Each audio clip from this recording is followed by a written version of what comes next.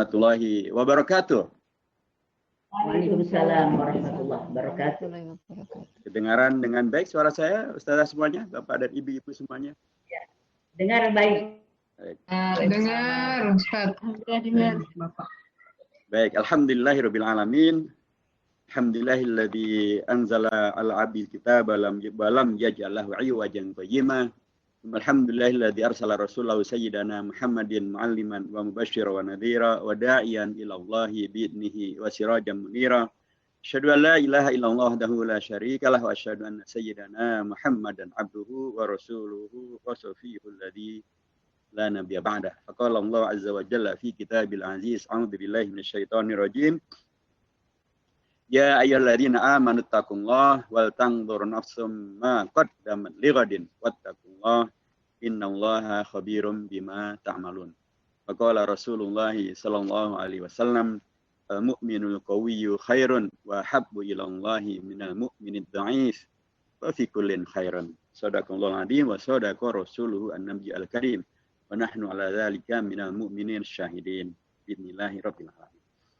Yang kita hormati, kita banggakan dan selalu kita doakan Ustazah Atifah Hasan beserta keluarga besar daripada Aliansi Perempuan Peduli Indonesia yang tadi baru dilantik kepengurusannya di tingkat DPW-DPW dan juga yang menyelenggarakan Rakernas pada siang hari ini. Yang saya hormati dan selalu juga kita doakan para tokoh-tokoh nasional yang tadi telah berkenan untuk menjadi Dewan Pakar, Dewan Pembina, dan yang akan terus menyertai perjuangan daripada Aliansi Perempuan Peduli Indonesia.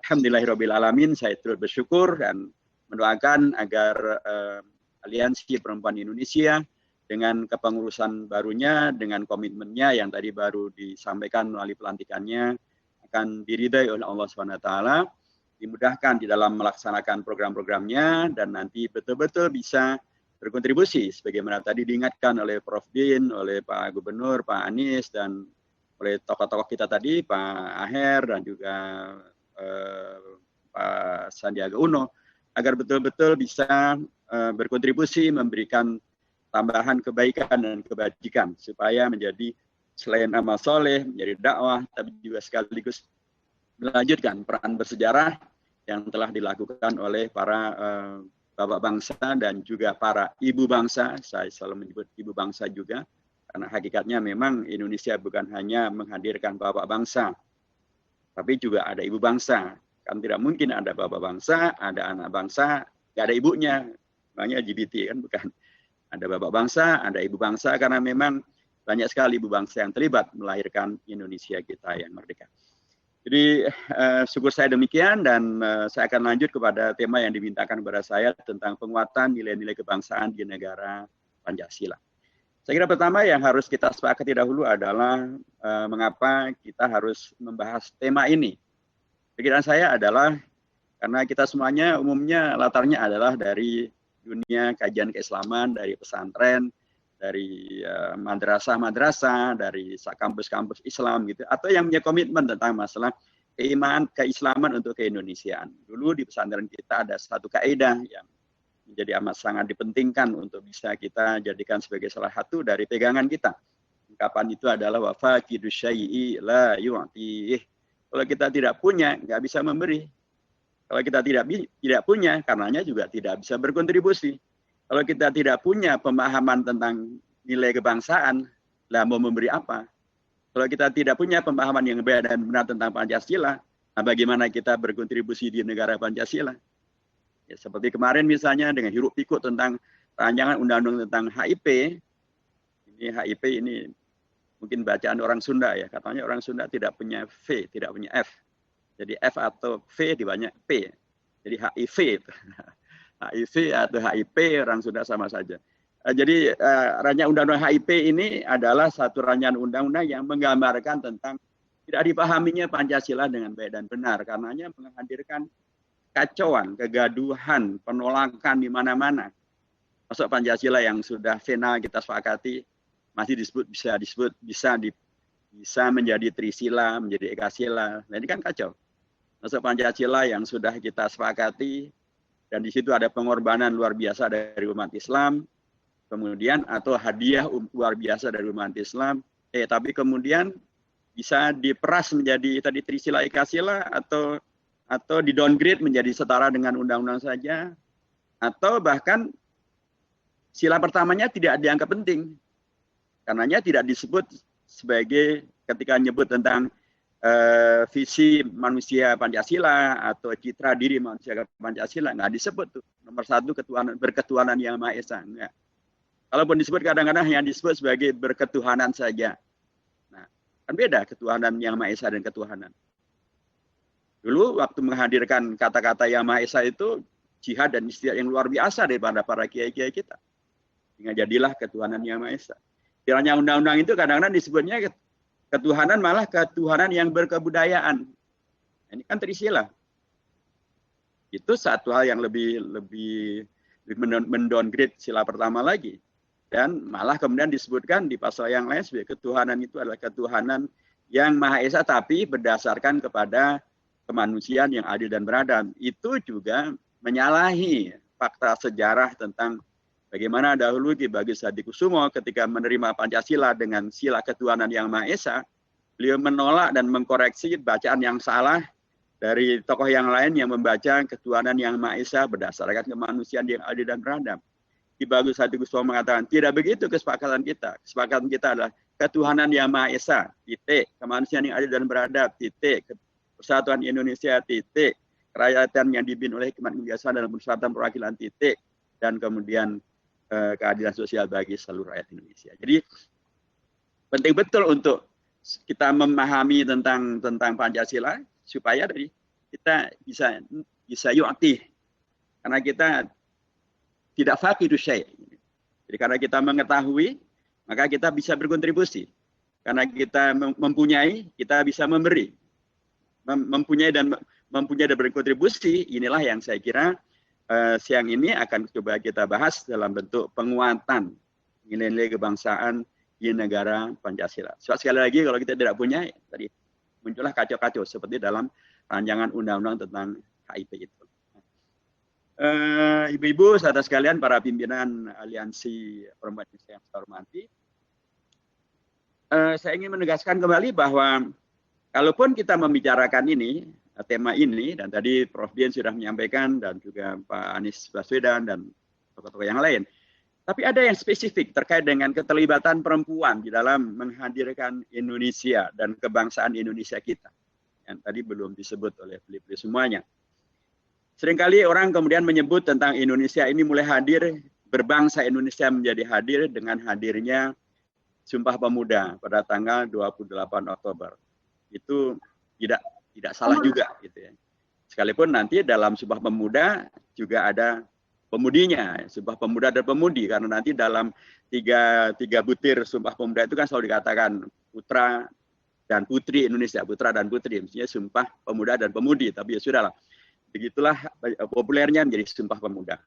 Sumpah Pemuda Indonesia ini kita ketahui dilaksanakan pada tanggal 28 Oktober tahun 1928. Yang menarik sekali adalah bahwa tidak lama dari tanggal 28 Oktober, tepatnya tanggal 22 Desember tahun 28, para perempuan Indonesia berkumpul di Yogyakarta.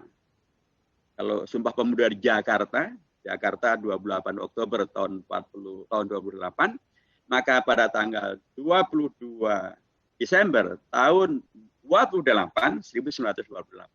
perempuan Indonesia, organisasi perempuan Indonesia, pimpinan perempuan Indonesia berkumpul di Yogyakarta dan membuat Kongres Perempuan Indonesia yang pertama.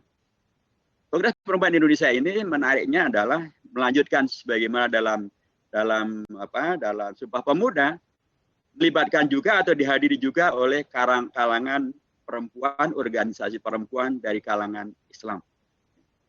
Hadirlah karenanya selain dari kalangan nasionalis ada wanita utomo gitu ya, dari Budi Utomo, ada juga nanti dari perempuan Indonesia, putri Indonesia, ada dari perempuan Taman Siswa, tapi hadir juga dari kalangan perempuan umat Islam, yaitu dari Aisyah. Tentu kita tahu Aisyah adalah perempuannya Muhammadiyah, dan adik dari Partai Islam juga ternyata hadir, yaitu dari Perempuan Syarikat Islam. Jadi sejak dari awal kalau kaum perempuan Indonesia, baik yang di ormas seperti Aisyah maupun yang dari partai politik seperti Perempuan Syarikat Islam, maupun dari kalangan muda hadir juga perempuan Young Islamitan Bond. Jadi perempuan dari kalangan pemudi Islam, Young Islamitan Bond. Mereka hadir terlibat di dalam Kongres Perempuan Indonesia yang pertama, tanggal 22 Desember tahun 2008. Dan di sana mereka aktif, berkontribusi. Mereka tidak hanya menjadi pendengar, mereka tidak hanya menjadi tukang doa, mereka tidak hanya menjadi MC, mereka aktif. Bahkan dalam orasinya yang dicatat luar biasa, ada seorang tokoh dari Aisyah, Ibu Munjiat namanya. Beliau adalah adik dari Sekretaris Umum PP Muhammadiyah Haji Fakhruddin waktu itu. Dia memberikan orasinya dengan luar biasa. Beliau menyampaikan agar bahwa dengan peristiwa seperti ini, bangkitlah perempuan Indonesia, sadarlah perempuan Indonesia, majulah ambil peran, tingkatkan pendidikan Anda setinggi-tingginya, dan seterusnya, dan seterusnya. Itu sekali lagi menegaskan bahwa kalau sekarang Ustazah Atifah Hasan dan para ustazah yang lain membentuk satu aliansi perempuan peduli Indonesia, sesungguhnya itu adalah melanjutkan apa yang dasar-dasar sejarahnya sudah dibuat. Sehingga dengan demikian maka tidak perlu ada semacam keraguan dan ada semacam barrier, tembok yang memisahkan seolah-olah kemudian kita baru akan memulai dan atau kemudian kita tidak punya pijakan. Dari dulu perempuan Indonesia, bahkan perempuan Islam Indonesia, baik yang ada di ormas seperti Aisyah maupun di partai politik seperti Perempuan Syarikat Islam maupun anak mudanya seperti perempuan Young Islamitan Bond, mereka sudah aktif luar biasa. Jadi kalau sekarang aktif dan melanjutkan aktif, ya memang begitulah seharusnya. Begitulah seharusnya karena sekali lagi nanti akan kita lihat yang tadi saya sebut sebagai ada founding fathers, ada founding mothers gitu ya, ibu bangsa. Kalau ini tadi adalah perempuan Indonesia yang terlibat dalam Kongres Perempuan Indonesia yang pertama adalah melanjutkan Sumpah Pemuda, maka nanti akan kita lihat beliau-beliau ini semuanya nanti aktif di dalam kegiatan menyiapkan Indonesia Merdeka, berjuang untuk Indonesia Merdeka. Anggotaan dari BPUPK, dari 60-an anggota itu ada 2 yang adalah perempuan. 1 yang nanti aktif di dalam Ormas Islam, itu beliau bernama Mr. Maria Ulfa Subadio. Mr. ini bukan hanya sebutan seorang tuan laki-laki gitu ya, tapi Master ini adalah gelar sarjana hukum pada zaman Belanda itu Master in the Rechten. Dan kemudian beliau nanti akan aktif di organisasi massa bernama Matlul Anwar, dan itu ada ormas Islam terbesar di Banten gitu ya. Dan beliau adalah perempuan Indonesia pertama yang mendapatkan gelar sarjana hukum pada zaman Belanda dulu. Dan itu adalah perempuan dari kalangan ningrat dari keraton, namanya Roro Sukaptinah dari Yogyakarta. 2 tokoh ini mewakili perempuan di Indonesia, berada di BPUPK dan kemudian terlibat di dalam perdebatan, mempersiapkan Indonesia Merdeka, termasuk nanti Mr. Maria Ulfah juga terlibat di dalam membuat Undang-Undang Dasar 45. Jadi sekali lagi, Aliansi Perempuan Peduli Indonesia mempunyai pijakan yang sangat kokoh dalam konteks keindonesiaan, bagaimana kemudian berperan untuk berkontribusi, memberikan yang lebih baik lagi bagi Indonesia melalui pemahaman yang baik dan benar tentang Pancasila dan juga tentang 4 pilar yang lainnya. Tentu kalau kita rujukkan ke dalam ajaran agama kita akan semakin luar biasa lagi keharusan di mana perempuan Indonesia untuk tampil, untuk kemudian berperan serta, berkontribusi, menyelamatkan umat, menyelamatkan komunitas dan dakwah di mana kita berada. Kita tahu bagaimana peran daripada Ibunda atau Ummul Mukminin Khadijah radhiyallahu anha. Rasa pertama kali Rasulullah menerima atau Nabi Muhammad menerima wahyu. Kita tahu bagaimana peran daripada Ummu Salamah ketika waktu itu terjadi peristiwa yang hampir saja mencelakakan umat pada peristiwa Umratul Qadha. Kita tahu juga bagaimana peran daripada Ibunda Ummul Mukminin Aisyah radhiyallahu anha ketika beliau mencoba untuk melakukan perdamaian antara Ali dan Muawiyah. itulah bagian-bagian daripada bagaimana kemudian Islam kita melalui para tokoh-tokoh utamanya, melalui kecemerlangan daripada ajaran agama Islam, dan kemudian menghadirkan tadi dalam konteks Indonesia peran serta daripada perempuan Islam Indonesia dalam Kongres Perempuan yang pertama, maupun juga di dalam menyiapkan Indonesia Merdeka melalui BPUPK tadi itu. Saudara sekalian yang dirahmati Allah Subhanahu wa taala, tentu saja kalau kita kemudian membicarakan tentang nilai kebangsaan dalam negara Pancasila dengan latar sejarah yang demikian tadi itu, tentu sekali lagi Aliansi Perempuan Indonesia mempunyai bingkai yang sangat kokoh dan kuat untuk kemudian berkontribusi lebih kokoh, lebih kuat, lebih banyak, lebih operasional. Tentu seperti yang diingatkan oleh Pak Adin Samsudin tadi, namanya juga aliansi, berarti ada kesediaan untuk kerjasama dengan seluruh komponen umat, komponen bangsa, komponen organisasi, bagaimana yang juga sebagiannya terjabarkan di dalam kepengurusan di Aliansi Perempuan Peduli Indonesia. Saya ingin menyampaikan tentang bahwa kalau kita bicara tentang etika, tentang kebangsaan di negara Pancasila, maka penting untuk kita sepakati dan kita segarkan kembali bahwa yang dimaksud dengan nilai kebangsaan adalah yang memang sudah kita sepakati menjadi nilai kebangsaan. Yang sebagiannya tadi telah saya sebutkan di depan, dan itu mengingatkan kita kepada dua prinsip. Prinsip pertama ada prinsip tentang jas merah, jangan sekali-kali melupakan sejarah. Supaya dengan demikian ketika kita tidak lupa dengan sejarah, maka kita mempunyai sebuah rujukan untuk berperan serta dan aktif melakukan kepedulian untuk bangsa dan negara. Karena ternyata sejarah mengajarkan kepada kita, kepada semuanya, pada ibu-ibu semuanya, bahwa perempuan pun dahulu mempunyai peran yang konkret untuk Indonesia, selain daripada yang diajarnya dari para ummul mukminin atau ummahatul mukminin. Tapi seringkali saya juga sampaikan bahwa kadang-kadang kita begitu luar biasa ingin melaksanakan jas merah sebagaimana diajarkan oleh Bung Karno, tapi seringkali kita menjadi melupakan tentang sejarah daripada peran umat Islam. Seperti tadi, peran Aisyah, peran perempuan Syarikat Islam, peran perempuan dari Jong Islamitan Bond, gitu ya, termasuk peran perempuan dari Mr. Maria Ulfa sering dilupakan. Karenanya saya sering menambahkan selain daripada jas merah, penting juga jas hijau. Apa itu jas hijau? Ya, jasnya adalah jangan, S-nya sekali-kali jas, hilangkan, jasa, umat. Ya, termasuk umat tentu ada ummahatul mukminin, ada para ummahat, para umi gitu ya, termasuk juga umat juga adalah ulama, termasuk umat juga adalah umaro, ya, karena Indonesia kita ini juga berdiri karena perjuangan dan sekaligus pengorbanan daripada para umaro, termasuk di antara umaro tentu adalah para raja pada waktu itu. Kerajaan Mataram adalah salah satu kerajaan yang begitu luar biasa berjuang untuk Indonesia merdeka dan bahkan rela untuk bergabung dengan Indonesia, menyerahkan kedaulatan kerajaan Mataram yang didirikan sejak berbilang abad yang lalu, diserahkan gratis kepada Indonesia, masuk ke dalam Indonesia, dan bahkan Sultan Jogja membantu Indonesia dengan sekitar uang 6,5 juta gulden, uang rupiah kita sekarang sekitar 550 miliar rupiah. Diberikan gratis, kasih uang, dan bahkan kedaulatannya diserahkan kepada NKRI. Luar biasa. Jadi, tapi ini juga kan sering dilupakan bahwa seolah-olah hanya Sultan Jogja gabung. Padahal di situ ada makna bahwa Sultan Jogja ini bukan Sultan biasa, karena beliau gelarnya adalah Sayyidin Panontogomo Ngabdurrahman Khalifatullah ing Tanah Jawa. Gelar yang sangat luar biasa. Tapi beliau kemudian bergabung dengan Indonesia.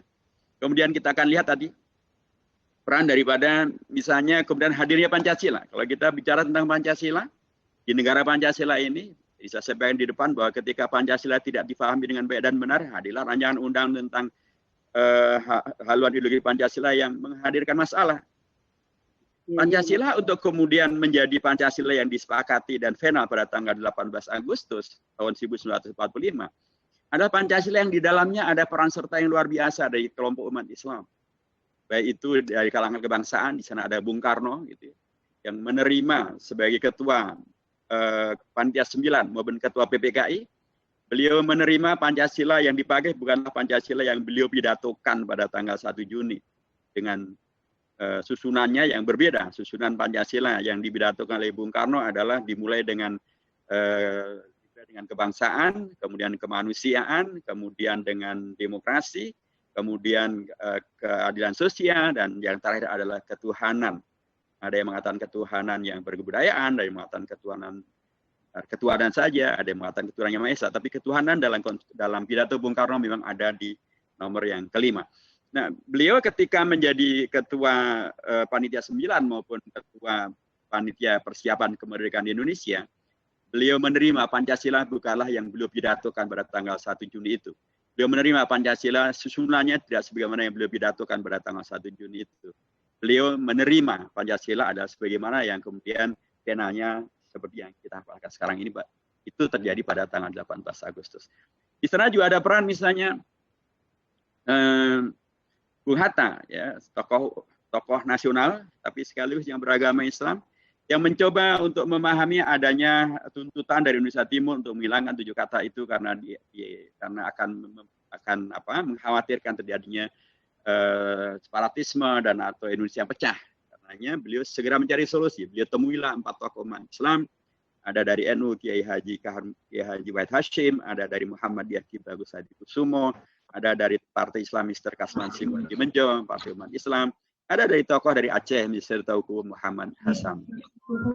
Beliau kemudian bertemu dengan mereka dan menyampaikan masalah ini, dan dirembuklah masalah itu, dan kemudian diterimalah formula yang baru, sila pertamanya menjadi ketuhanan yang Maha Esa. Itu kemudian disikapi sebagai Mr. Kasman Singwaji Menjo mengatakan ini adalah pengorbanan terbesar umat Islam Indonesia untuk Indonesia.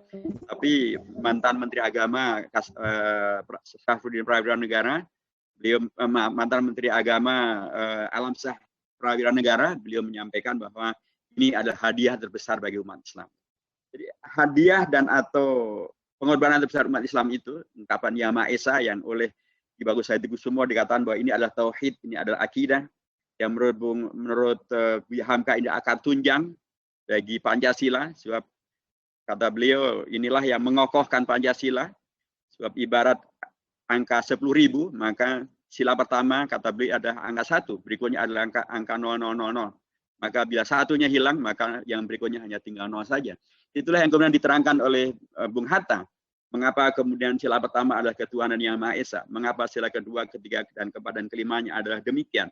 Karena menurut beliau sila kedua, ketiga, keempat, dan kelima itu adalah kreasi manusia. Itu adalah hablum minan nas. Di situ ada kemanusiaan yang adil dan beradab. Itu adalah perilaku manusia. Persatuan Indonesia adalah perilaku manusia. Kerakyatan yang dipimpin oleh hikmat kebijaksanaan dalam permusyawaratan perwakilan itu perilaku manusia. Keadilan sosial bagi rakyat Indonesia itu adalah perilaku manusia.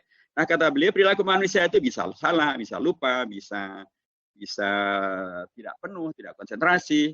Karenanya kata beliau agar kemudian selalu bisa benar, komitmen, istiqomah, membawa berkah, membawa manfaat, maka 4 nilai itu harus disinari oleh nilai yang tidak manusia, oleh nilai yang tidak bikinan manusia. Itulah ketuhanan yang Maha Esa. Jadi ketuhanan yang Maha Esa, dan apalagi dalam konteks yang disampaikan oleh Ki Bagus Hadi Kusumo yang nanti dibenarkan oleh Kongres NU di Situbondo tahun 1983, bahwa yang dimaksud dengan ketuhanan yang Maha Esa itu adalah tauhid. Nah, tauhid akidah inilah yang kemudian menerangi agar kemanusiaan yang adil dan beradab kita betul-betul adalah kemanusiaan yang adil dan beradab berbasiskan akidah, berbasiskan ibadah, sehingga kemudian nilainya pun juga adalah nilai akidah dan nilai ibadah. Persatuan Indonesia bukan hanya sekedar bersatu, tapi persatuan yang membawa berkah.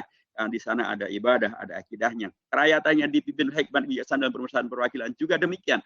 Bukan sekedar perilaku per 5 tahunan sekali, dan apalagi ada intrik-intriknya, dan apalagi ada money politiknya.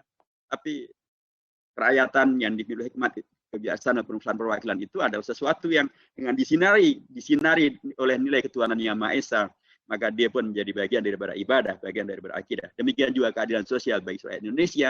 Seluruh muamalah kita, saling bantu kita, mensejahterakan rakyat, mensejahterakan masyarakat, membela mereka, ada sesuatu yang kemudian menjadi nilainya jauh lebih tinggi dari sekedar nilai kemanusiaan, jauh lebih bermakna dari sekedar nilai duniawi. Kan di dalamnya ada ibadah dan ada akidahnya. Demikianlah karenanya menjadi aneh kalau sambil kita mengatakan jas merah, tapi kemudian mudah sekali ketuhanan itu dipotong menjadi hanya sila pertama itu dipotong hanya menjadi ketuhanan saja, yang Maha Esanya dilupakan. Seperti dalam rancangan undang-undang tentang HIP, haluan ideologi Pancasila itu. Dipotong menjadi ketuhanan saja, atau dipotong menjadi ketuhanan itu pun bukan nomor 1, dia ada di nomor yang kesekian, atau kemudian malah tidak disebut sama sekali. Sehingga Pancasilanya menjadi Pancasila yang tidak berketuhanan yang Maha Esa, yang oleh Buya Hamka tadi dikatakan kalau itu tidak dipentingkan maka ibarat angka 10.000, satunya hilang, berikutnya hanya tinggal kosongnya saja. Itu menjadi satu hal yang karenanya saya sebutkan penting juga selain jas merah, disebutkan juga lah jas hijau. Jangan sekali-kali hilangkan jasanya para ulama, para umara yang telah menghadirkan Pancasila dengan sila pertamanya adalah ketuhanan yang Maha Esa. Sebab kalau ini dihilangkan, maka sejarah yang diingat pun bukan sejarah yang benar. Jadi agar jas merah benar, harus juga jas hijau. Jangan sekali-kali hilangkan jasanya para ulama, para umara, para umat, masuk para ummahat, para umi, para ustadzah sekalian. Nah, bila ini kemudian bisa kita hadirkan, maka sekali lagi hadirnya Aliansi Perempuan Peduli Indonesia juga adalah dalam kerangka sejarah, dalam kerangka mengisi sejarah, dan dalam rangka membuat dan menjawab tantangan-tantangan sejarah. Nah, saya ingin kembali kepada nilai-nilai kebangsaan tadi. Pertama sudah jelas, yaitu adalah nilai Pancasila yang tadi telah saya sebutkan. Sehingga dengan demikian maka kepedulian itu juga harus pada tingkat juga untuk mengkoreksi ketika ada pihak yang ingin menyelewengkan Pancasila seperti yang tadi. Dan Aliansi Perempuan Peduli Indonesia sudah menyelenggarakan seminar, Zoom seminar gini beberapa waktu yang lalu, dan saya juga menjadi salah satu pembicaranya bersama dengan Prof. Din, ada Prof. Husnul Mar'iyah, dan juga tokoh-tokoh yang lain. Jadi ini sudah, ya, jadi kalau hari ini bicara tentang menguatkan nilai kebangsaan di negara Pancasila, maka pimpinan daripada Aliansi Perempuan Peduli Indonesia tidak sedang omong doang gitu, tapi sudah melaksanakan, sudah bergerak maju, sudah melakukan aliansi dengan banyak pihak untuk menyelamatkan Pancasila di negara Pancasila dari pemahaman yang tidak sebenarnya pemahaman Pancasila yang baik dan benar. Jadi dengan pendekatan itu maka sekali lagi legasi dan atau positioning daripada Aliansi Perempuan Peduli Indonesia menjadi amat sangat jelas dan amat sangat kokoh bahwa ini adalah bagian daripada yang justru ingin menyelamatkan Indonesia dari perilaku-perilaku yang ngakunya Pancasilais tapi justru yang muncul malah justru sial-sialnya saja gitu. Sial karena menghadirkan kontroversi, menghadirkan kegaduhan padahal umat lagi susah dan bangsa lagi susah akibat daripada COVID-19. Tapi malah kemudian tetap saja ngotot. Padahal kami di DPR, melalui PKS dan juga kawan-kawan yang lain, kami dari awal sudah memberikan kritik, sudah memberikan masukan dan saran, tapi tidak mereka dengar. Ya, akhirnya kami menolak rancangan undang-undang tentang HIP ini, dan bahkan kami menuntut agar rancangan undang-undang ini ditarik saja dari program legislasi nasional. Saudara sekalian yang saya hormati, itu nilai kebangsaan pertama yang harus kita ingatkan kembali tentang Pancasila dalam konteks sejarahnya dan dalam konteks kekinian dan kedepannya. Jadi saya ingin tegaskan kembali bahwa Pancasila dalam konteks sejarahnya di situ ada nilai-nilai yang jelas dan kokoh kuat. Saya sampaikan bahwa Pancasila ini tidak menggunakan bahasa Arab yang hanya dimengerti oleh para ustadz dan para ustadzah. Sekalipun di sana ada begitu banyak ungkapan-ungkapan berbahasa Arab yang sangat mendasar dari Al-Quran. Tadi Prof. Din sudah menyebutkan. Ada 2 ungkapan yang terulang dari Pancasila yang merujuk ke dalam prinsip yang mendasar dalam ajaran agama Islam, yaitu prinsip tentang adil dan prinsip tentang rakyat. Sila kedua ada keadilan, ada adil ya, kemanusiaan yang adil dan beradab. Itu diulangi kembali di sila yang kelima, keadilan sosial bagi seluruh rakyat Indonesia. Rakyat ada di sila keempat dan sila kelima. Sila keempat kerakyatan yang dipimpin oleh biasa dalam Persatuan Perwakilan. Sila kelimanya adalah keadilan sosial bagi seluruh rakyat Indonesia. Nanti sila kedua ada kata-kata beradab, ada dari ungkapan bahasa Al-Quran juga, bahasa Rasulullah juga, bahasa Arab juga pastinya. Dan kemudian di sila keempat adalah kerakyatan dipimpin oleh hikmat, kebiasaan, dan pemusyawaratan perwakilan, dan seterusnya. Sekalipun demikian, Pancasila tidaklah seluruhnya adalah bahasa Arab yang hanya dimengerti oleh para ustadz atau istana. Pancasila juga tidak mempergunakan seluruhnya dari bahasa Sanskerta, sekalipun ada di sana ada Bhinneka, di sana ada ketuhanan yang Maha Esa. Kata-kata Esa tentu adalah dari bahasa Sanskerta. Tapi di sana ini juga bukan satu ungkapan yang sepenuhnya atau mempergunakan bahasa Inggris yang hanya dimengerti oleh kalangan cendekiawan, atau bahasa Perancis yang dimengerti hanya oleh kalangan para seniman atau sastrawan. Tapi ini adalah ungkapan yang mempergunakan bahasa Indonesia atau yang sudah terserap ke dalam bahasa Indonesia, sehingga mestinya mudah dipahami oleh seluruh bangsa Indonesia. Tapi tadi nilai-nilai itu seringkali dikaburkan. Karenanya penting untuk menegaskan kembali tentang penguatan nilai-nilai ini melalui pemahaman mensejarah dalam konteks jas merah maupun jas hijau, sehingga kita bisa mempunyai pijakan yang kokoh dan kuat, asas yang kokoh dan kuat untuk membangun kontribusi dan atau peran serta kepedulian kita terhadap Indonesia secara kokoh dan juga secara kuat juga. Yang kedua tentu prinsip kehidupan berbangsa di negara Pancasila adalah undang-undang dasarnya adalah Undang-Undang Dasar 45 yang sekarang menjadi Undang-Undang Dasar Negara Republik Indonesia tahun 1945. Ini penting untuk disegarkan kembali karena Pancasila penjabarannya yang paling utama dan paling benar dan paling langsung adalah yang ada di dalam Undang-Undang Dasar 45. Jadi kalau kita bicara tentang Pancasila, kita tidak bisa kemudian meloncat menjadi undang-undang tentang HIP karena itu melompati satu hierarki hukum dan satu hierarki konstitusional. Pancasila, kemudian Undang-Undang Dasar. Undang-Undang Dasar inilah yang menjabarkan tentang berpancasila secara baik dan benar. Dalam konteks Undang-Undang Dasar kita, Ibu dan saudara semuanya yang saya hormati, ada beragam hal yang penting untuk difahami. Sebab kalau tidak akan terjadi kondisi yang lompat-lompat juga. Tiba-tiba misalnya ada yang menuntut agar MPR menyelenggarakan sidang istimewa. Itu dulu Undang-Undang Dasar yang lama bisa demikian. Undang-Undang Dasar yang baru tidak bisa begitu. Undang-Undang Dasar yang baru kalau ada hal yang sangat luar biasa terkait dengan Indonesia ini, apalagi terkait dengan presiden, wakil presiden, maka tidak tiba-tiba MPR menyelenggarakan sidang istimewa. Itu harus DPR dulu menyelenggarakan sidangnya untuk memberikan penilaiannya. Kemudian bila DPR menilai bahwa ini memang terjadi satu pelanggaran Undang-Undang Dasar yang luar biasa, maka penilaian itu dibawa kepada Mahkamah Konstitusi. Nanti Mahkamah Konstitusi kalau menyepakati penilaian daripada DPR, maka Mahkamah Konstitusi membuat keputusan untuk dibawa kembali kepada DPR. Nanti DPR kemudian baru mengangkat ke MPR. MPR lah nanti akan bersidang. Demikian ketentuannya. Misalnya juga kalau kita tidak memahami, maka kemarin sempat muncul juga kegaduhan. Ini seolah-olah MPR akan memperpanjang masa jabatan presiden menjadi sampai tahun 2027, sampai 3 periode atau 8 tahun. Itu pasti omongan dari pihak yang tidak mengerti Undang-Undang Dasar. Karena Undang-Undang Dasar tidak pernah memberikan aturan semacam itu. Undang-Undang Dasar hasil perubahan ini menegaskan bahwa masa jabatan presiden tidak bisa seperti dulu. Kalau dulu kan di pasal 6 tentang masa jabatan presiden disebutkan 5 tahun dan dapat dipilih kembali. Nah, kembali ini karena orang Indonesia mayoritasnya orang Jawa, seringkali kembali itu adalah bacaan daripada ke Bali. Mau kemana? Ke Bali. Jadi kembali. Ke Bogor, ke Bogor. Ke Bandung, ke Bandung. Jadi akhirnya nggak jelas. 5 tahun tapi kemudian terpilih menjadi sampai 30 tahun. Itu dulu. Terus sekarang Undang-Undang Dasar yang sekarang jelas sekali. Masa jabatan presiden adalah 5 tahun dan hanya dapat diperpanjang untuk 1 kali masa jabatan saja. Gitu. Ya, tidak mungkin menjadi 8 tahun, menjadi 3 periode, menjadi sampai tahun 2027, itu tidak mungkin.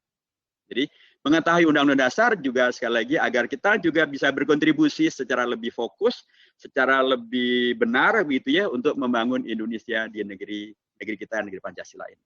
Sebab tadi kalau kita kemudian tidak mengerti dan kemudian kita terhabiskan waktu kita untuk kemudian ikut-ikutan dengan yang hoax dan atau mengikuti pemahaman yang salah, ya akan yang muncul adalah ya mungkin malah orang tidak percaya dengan kredibilitas dari kita dan organisasi kita. Ini katanya mau peduli, tapi kok yang muncul justru gaduh karena basisnya adalah informasi dan ada pemahaman yang salah terhadap undang-undang dasar. Undang-undang dasar kita, saudara sekalian, ibu-ibu yang saya hormati, sesungguhnya memberikan landasan yang luar biasa untuk peran serta bagi masyarakat, termasuk kaum perempuan. Karena dulu undang-undang dasar yang dahulu itu menegaskan bahwa yang namanya kedaulatan itu adanya bukan di rakyat, tapi adanya di MPR. Sekarang tidak. Sesungguhnya undang-undang dasar kita sudah berubah secara mendasar. Kedaulatan tidak lagi diberikan dan atau dimiliki oleh lembaga-lembaga negara, termasuk MPR, termasuk presiden. Kedaulatan itu dimiliki oleh rakyat. Itu di pasal 1 ayat 2. Kedaulatan ada di tangan rakyat. Rakyatlah yang berdaulat di negeri ini. Rakyat yang berdaulat itu karenanya mestinya juga selain memahami tentang bahwa mereka yang berdaulat, mestinya juga memahami bahwa kedaulatan itu ada konsekuensinya, harusnya dipakai dengan benar. Jika milih presiden juga benar, milih anggota DPR juga benar, milih gubernur juga benar, supaya kemudian tidak menyesal di kemudian hari. Gitu. Kita alhamdulillah milih gubernur Pak Anies, saya yakin tidak dari kita tidak ada satu yang menyesal, malah sangat bersyukur bahwa beliau ternyata bisa bekerja dan bisa melakukan kinerjanya sebagaimana yang kita harapkan, menghadirkan begitu banyak hal yang membawa manfaat dan maslahat bagi Jakarta, bagi warga Jakarta, bagi umat dan bagi penduduknya. Tapi kalau salah pilih, ya banyak yang kemudian menyesal, kemudian banyak menjadi masalah.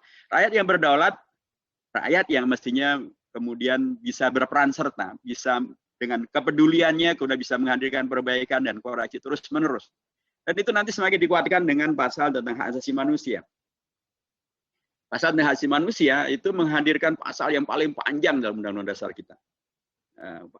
Pasal yang lama tidak dihapus, pasal 28, tapi ditambah dengan pasal yang baru, pasal 28 huruf A hingga huruf C. Luar biasa. Dan di sana diberikan kebebasan termasuk kebebasan berperan serta, merealisasikan kepeduliannya untuk Indonesia itu. Tetapi yang saya kira bagus, atau saya yakin bagus, gitu, ditegaskan bahwa kebebasan di Indonesia, hak asasi manusia di Indonesia, bukanlah kebebasan yang basisnya adalah liberalisme, bukan yang basisnya adalah ateisme, bukan yang basisnya adalah hedonisme, bukan yang basisnya kemudian mengingkari dan atau anti agama, tidak. Di pasal 28C ayat 2 tegas disebutkan di sana bahwa pemberlakuan hak asasi manusia di Indonesia harus tunduk pada pembatasan yang dibuat oleh undang-undang, termasuk juga harus menghormati agama yang diakui di Indonesia. Karenanya peran serta dan atau kepedulian dari Aliansi Peduli Indonesia bisa sepenuhnya diberikan, karena saya yakin kalau Aliansi Peduli Indonesia kepeduliannya tidak akan mungkin menjadi anti agama atau LGBT, mendukung LGBT, atau kemudian menjadi anti Tuhan, ateis, atau menjadi komunis, atau menjadi liberalis, pasti tidak. Sebab kepedulian yang kemudian membawa kepada penyebaran ateisme, liberalisme, komunisme, LGBT dan sebagainya itu adalah hal yang dalam konteks konstitusi kita, undang-undang dasar kita jelas dinyatakan sebagai tidak boleh. Jadi jelas sekali bahwa dengan demikian maka undang-undang dasar kita memberi ruang bagi Aliansi Peduli Indonesia untuk bisa maksimal. Nggak perlu ragu, nggak perlu bimbang lagi untuk kemudian bisa maksimal memberikan kontribusi yang terbanyak. Kemudian undang-undang dasar kita ini juga memberi alas yang kokoh dan kuat untuk keluarga Indonesia. Di sana di pasal 28C itu jelas sekali menyebutkan tentang keluarga, tentang institusi keluarga, tentang hak untuk berkeluarga dan mempunyai keturunan dari keluarga yang sah. Itu artinya sekali lagi institusi keluarga menjadi bagian dari hak asasi manusia yang dilindungi dan didukung untuk menjadi kokoh dan kuat, menjadi bagian daripada kepedulian yang penting untuk bisa dijaga dan diteruskan. Nanti dalam konteks menghadirkan keluarga, supaya kemudian kita bisa berperan serta secara maksimal di dalam kehidupan berbangsa, tentu yang didatakan oleh Ibu Munjiat dari Aisyah pada Kongres Perempuan pertama di Indonesia, tanggal 22 Desember tahun 1928, Maka salah satu yang dipentingkan adalah kontribusi tentang masalah pendidikan, kependidikanan. Yang menarik dari Undang-Undang Dasar kita adalah bahwa Undang-Undang Dasar kita di pasal 31 ayat 3 menegaskan bahwa pendidikan di Indonesia bukan untuk menghadirkan sekularisme, bukan untuk menghadirkan liberalisme, bukan untuk menghadirkan ateisme, bukan untuk anti akhlak, bukan untuk menjadi anti agama, tapi sebaliknya. Pasal 31 ayat 3 menegaskan bahwa tujuan pendidikan nasional adalah dalam rangka meningkatkan keimanan, ketakwaan, akhlak yang mulia dalam rangka mencerdaskan kehidupan bangsa. Pasal 31 ayat 5 menegaskan kembali bahwa pemerintah memajukan ilmu pengetahuan dan teknologi dengan menjunjung tinggi nilai-nilai agama. Jadi salah besar kalau kemudian pendidikan kita, pendidikan nasional dibawa kepada sekularisme, dibawa kepada anti agama atau nyinyir kepada agama dengan alasan membebaskan anak didik dari menghafal. Seolah menghafal itu buruk. Seolah menghafal itu yang sebagian besarnya pasti terkait dengan nilai keagamaan gitu ya. Al-Quran kita hafal, hadis kita hafal, kaidah-kaidah fikih kita hafal, kaidah-kaidah usul fikih kita hafal. Tapi bukan hanya itu saja sebenarnya. Seluruh kaidah ilmu kalau nggak dihafal nggak mungkin. Nggak mungkin kita kemudian akan bisa menguasai tentang kedokteran, tentang fisika, bisa menemukan tentang vaksin untuk virus HIV.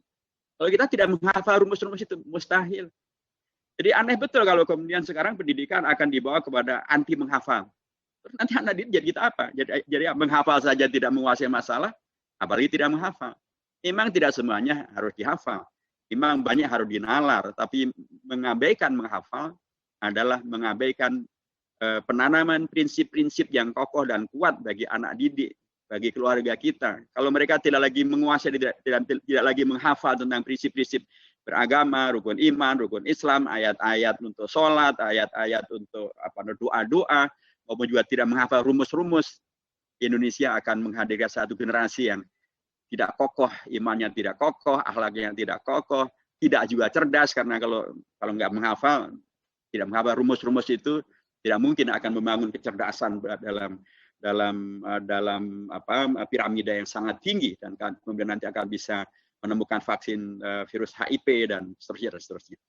Jadi itu terkait dengan masalah Undang-Undang Dasar kita, penting untuk kita pahami sehingga kita bisa berkontribusi maksimal dan memberikan kepedulian kita secara maksimal ketika misalnya ada yang akan membawa pendidikan Indonesia menjadi sekularistik, menjadi anti agama, menjadi tidak mementingkan moral, menjadi anak-anak yang kemudian malah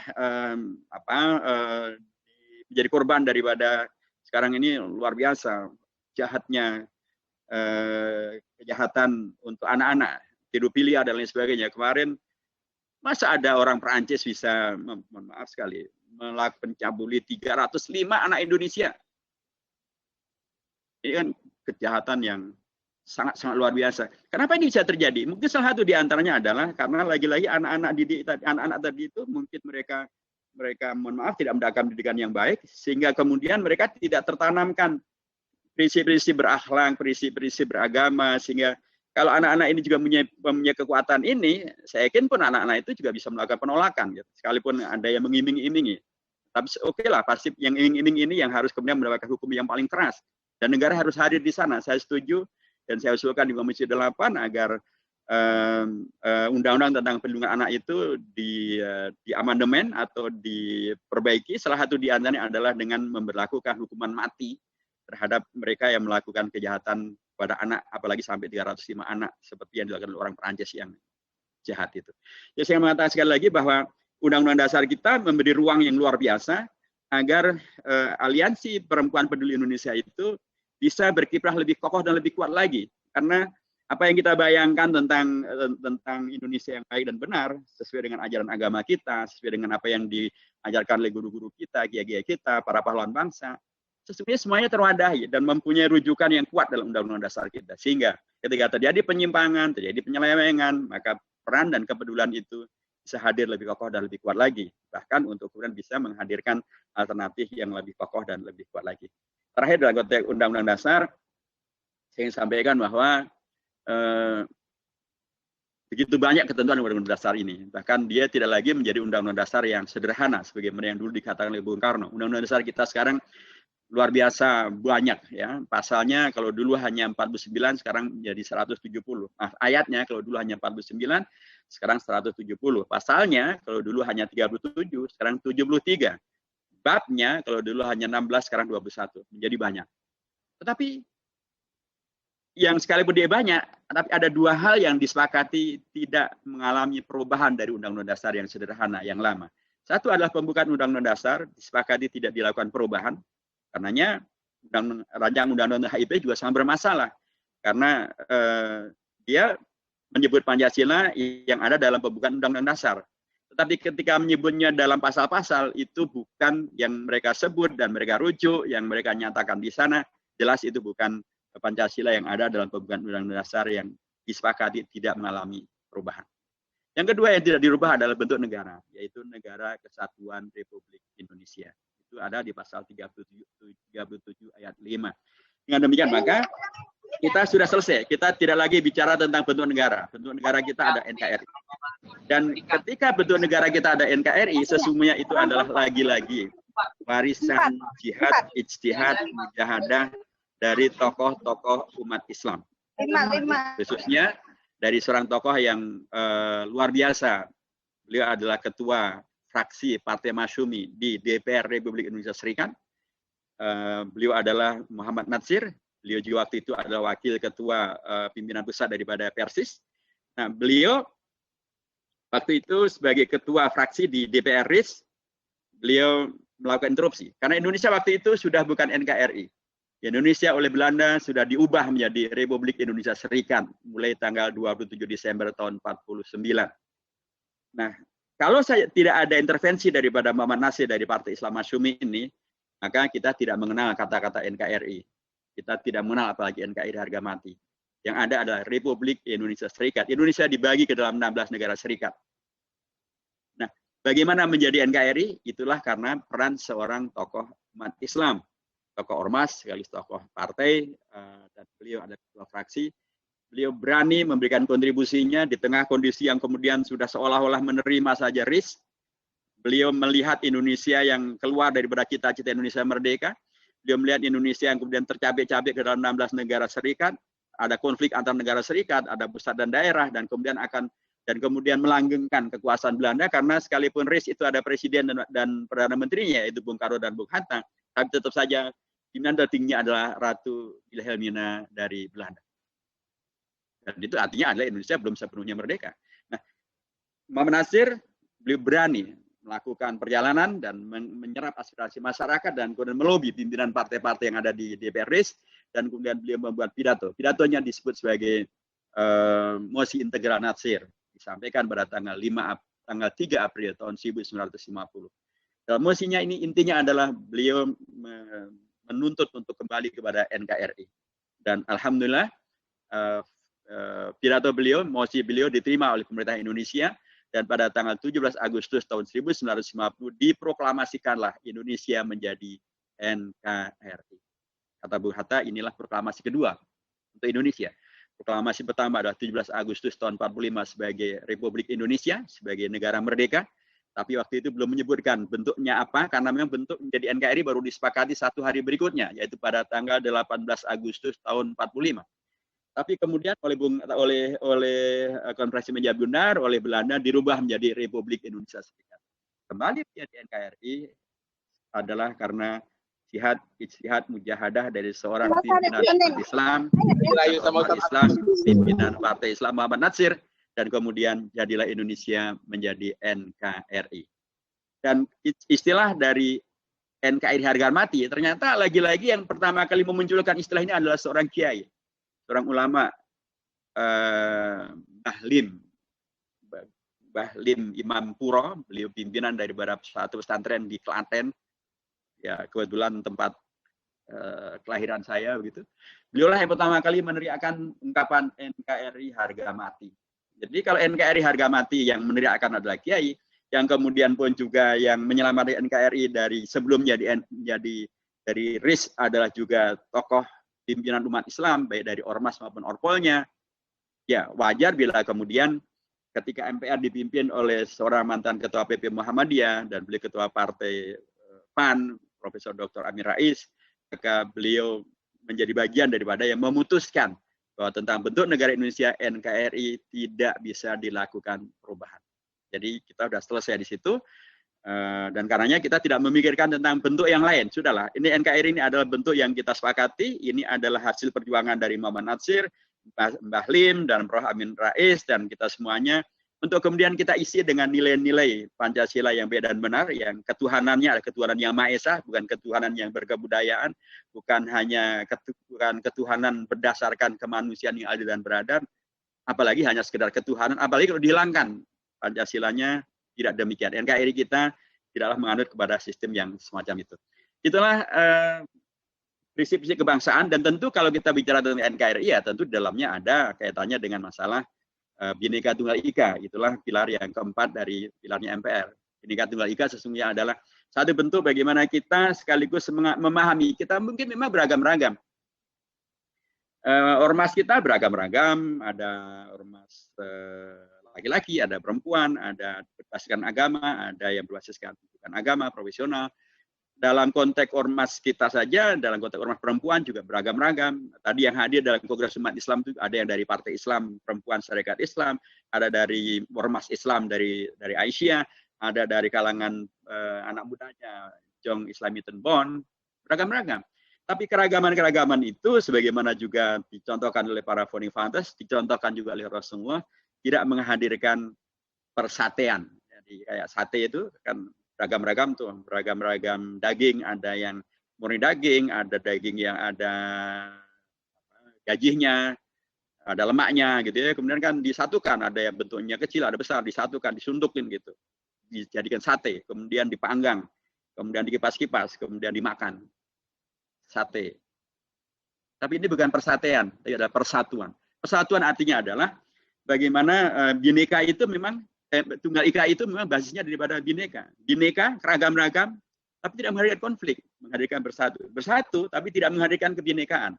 Seperti Aliansi Perempuan di Indonesia pun saya kira juga demikian, beragam-ragam latar daripada anggotanya, daripada pimpinannya, tapi bersatu untuk kemudian menghadirkan kepedulian bagi Indonesia.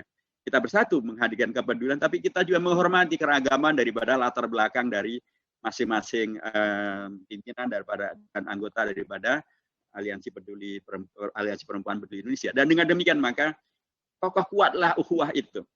So, kadang-kadang kalau kita bicaranya adalah bukan pada Bhinneka Tunggal Ika, tapi pada persatuan. Seringkali yang muncul adalah kemudian muncul, mohon maaf, konflik berebut siapa yang jadi pimpinan. Saya mau bersatu dengan syarat pimpinannya adalah saya. Akibatnya ya tidak bersatu. Karena berebut pimpinan. Tapi kalau kita mengedepankan Bhinneka, tapi Tunggal Ika, ukhuwah, maka kita menghormati, kita beragam. Ya, mungkin ada ragam latarnya dari ormas, latarnya dari orpol, ormasnya juga beragam-ragam, orpolnya beragam-ragam. Mungkin juga sebagian latarnya adalah dari kalangan profesional, ibu-ibu yang profesional, ustadzah yang profesional, yang bukan ormas, bukan orpol.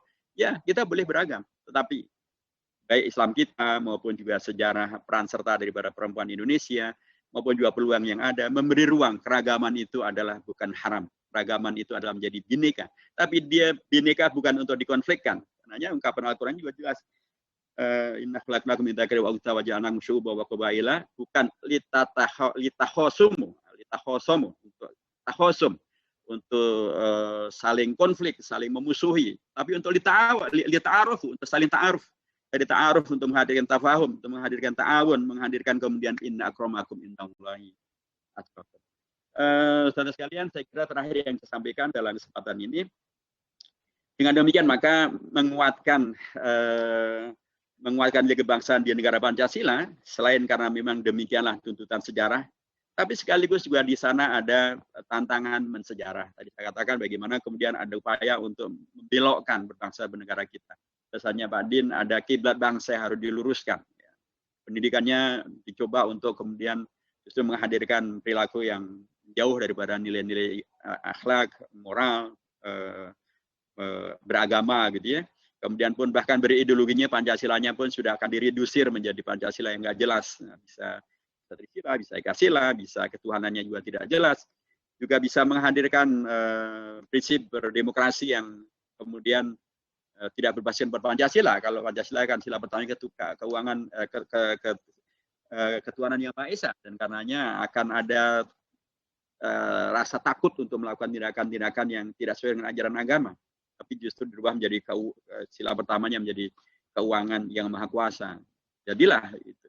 Jika kemudian terjadi hukum yang harusnya menghadirkan keadilan sosial, yang menghadirkan kemanusiaan yang adil dan beradab, yang muncul justru hukum yang tidak manusiawi, tidak adil, dan juga tidak beradab. Tentu itu suatu hal yang kemudian menghadirkan penyimpangan. Nah, karena ada penyimpangan, maka kepedulian kita dengan pemahaman kita akan berpancasila, berundang-undang dasar, ber-NKRI, dan berbhinneka tunggal ika, sebagaimana tadi saya sebutkan di depan, maka menghadirkan kepedulian itu menjadi satu hal yang terbuka, karena memang ternyata tantangannya juga demikian luar biasa. Peluangnya pun juga luar biasa. Karena tadi saya katakan bahwa melalui kedaulatan di tangan rakyat, kalau rakyat tercerahkan dan kemudian mereka memahami betul tentang amanah yang mereka miliki, dan sekaligus juga sejarah di mana kemudian kita bisa menghadirkan pemimpin yang baik, bisa menghadirkan undang-undang dasar yang baik, bisa menghadirkan bernegara yang baik, ada peluang untuk kemudian kepedulian itu akan menyelamatkan Indonesia dengan melakukan edukasi terhadap rakyat, terhadap umat, sehingga mereka kemudian tidak hanya anut perubyuk, tidak hanya ikut-ikutan saja, tidak hanya kemudian termakan oleh janji palsu, dan kemudian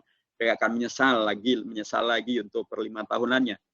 Ada peluang untuk bisa menghadirkan perbaikan. Dan tantangan ke depannya juga sangat jelas sekali. Ada COVID-19 atau tidak, jelas sekali Indonesia adalah menjadi bagian daripada yang di satu pihak mempunyai peluang untuk mengalahkan tantangan-tantangan, tapi di pihak yang lain juga menjadi sasaran untuk kemudian ditaklukkan oleh kepentingan-kepentingan global, untuk menjadikan Indonesia hanya menjadi sebagai pasar saja, atau menjadikan Indonesia hanya sebagai pengekspor bahan-bahan mentah untuk kemudian keuntungan terbesarnya tidak dinikmati oleh Indonesia, atau Indonesia hanya sekali lagi hanya akan menjadi satelit bagi kepentingan negara-negara asing. Ini tentu menjadi semakin nampak ketika terjadinya COVID-19. Dengan COVID-19 maka banyak masalah yang kemudian terjadi dan akan terjadi. Ekonomi yang menjadi sangat berat, produktivitas yang sangat berat, kohesi berbangsa bernegara yang juga sangat berat. Kalau ini akan berkelanjutan, Indonesia akan menjadi sangat lemah, dan kalau menjadi sangat lemah, itu adalah sebuah trap atau sebuah jebakan, sebuah makar yang telah disiapkan untuk menjadikan Indonesia sebagai satelit dan atau sebagai pasar dan atau sebagai jajahan baru bagi kepentingan para neokolonialis dari tingkat asing. Karenanya penting betul sebelum semuanya menjadi keluar dari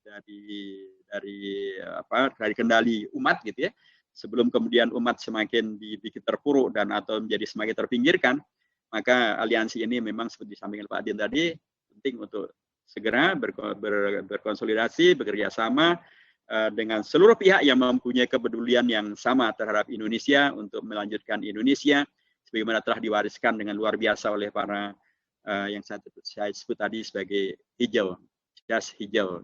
Kita tidak boleh karenanya sekali lagi menghilangkan jasa daripada ulama, daripada umara, daripada umat, daripada ummahat, daripada para ustadzah. Dan inilah Aliansi Perempuan Peduli Indonesia diberi karpet merah gitu ya, untuk berperan, dan saya yakin ini tidak akan dimubadirkan. Barakallahu fikum. Wallahu ma'akum lan yatirakum a'malakum wa bil muwaffiq ila aqwamit thoriq wa nasrun minallahi wa fatun qarib. Billahi taufiq wal hidayah. Assalamualaikum warahmatullahi wabarakatuh.